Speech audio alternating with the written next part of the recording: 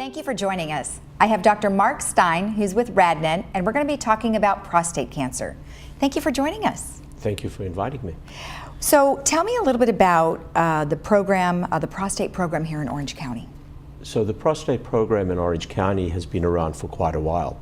It hasn't been done in Laguna Woods or Laguna Hills up to now, but we've been doing it in Irvine and in Santa Ana. Okay. All right, and so now we will have it's called wave imaging here in Laguna Woods. Tell me about that facility and what will be offered. So Orange County Diagnostics has been in Laguna Woods for a long time. Orange County Diagnostics has been purchased and merged with Radnet and with the Memorial Care joint venture between Radnet and Memorial Care. Okay. Orange County Diagnostics will, in the future, change its name to Wave Imaging Laguna Hills. Okay, great. Is there an age factor involved when men should start screening for prostate cancer? There is an age factor. It's been suggested and actually proven that every man over the age of 90, if you take their prostate, will have prostate cancer within it. The incidence of prostate cancer increases with age, but it starts in the 40s and the 50s, and that's a far worse type of cancer than the cancer that occurs in a 70 or 80 or 90-year-old patient. I see. And what are some of the symptoms that people would experience with prostate cancer? The problem is you have very few symptoms until it spreads. Oh, wow. Occasionally, you may have symptoms of an enlarged prostate, which is not necessarily prostate cancer. Okay. So the fact that you have difficulty going to the bathroom and you have an enlarged prostate does not mean that you have a symptomatic prostate cancer. Okay, all right. What are some of the tests that they can do? So the main test that we do is a rectal examination where you actually feel for the mass within the prostate. That's the most common and probably most sensitive screening. Okay. The second one is a blood test, and the blood test is a PSA. Okay. And what is it looking for? PSA is looking for it's called prostate-specific antigen. It's looking for a marker that is produced in prostate cancer.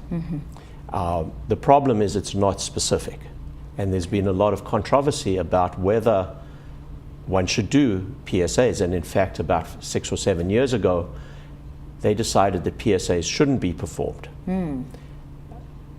I don't believe that that's the case, and in fact they have reversed that, and they now say PSAs can be performed, but the patient needs to understand that a elevated PSA does not necessarily mean that you have cancer, but it is a marker, particularly if that PSA is increasing. Okay. So a lot of people do it, they look for an increase and not just the absolute number. If the absolute number is very high, then you have to work that patient up. But most people are either normal or minimally elevated. And the problem is, as you get older and your prostate gets bigger, so the PSA goes up normally. Right. So this is a very difficult test to interpret. And before anyone has it, they should really discuss it with their doctors as to what do you do with the result. It's like any test. You never just do a test unless you know what you're going to do with the result. Right. And is this a test that men should be asking their doctors for, or should the doctor be recommending it? I believe men should both ask for it, and it should be recommended in elderly people and in some people who may have some symptoms that may be related to an enlarged prostate. Okay, all right, great. And is there anything else that you would like to tell us about prostate cancer right now? It's the most common cancer.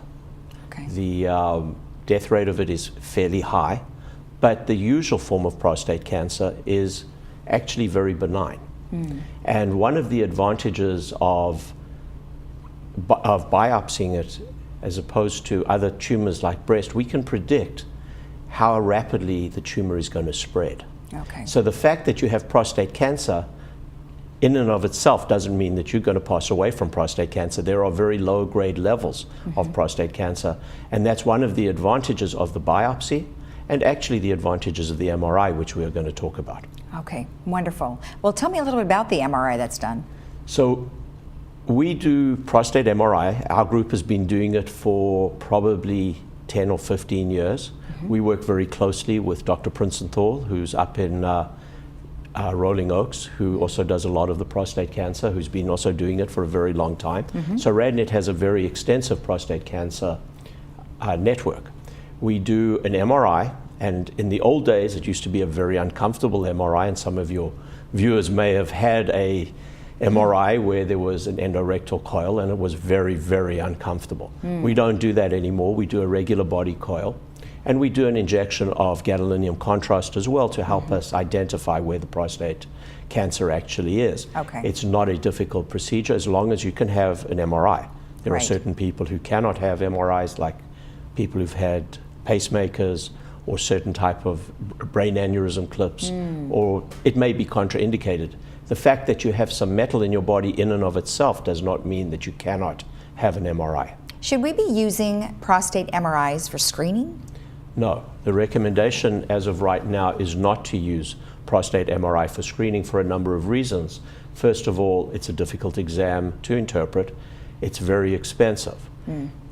Where it should be used is to answer certain questions. So for example, a patient who has an elevated PSA and you cannot find the cause, you do a prostate MRI.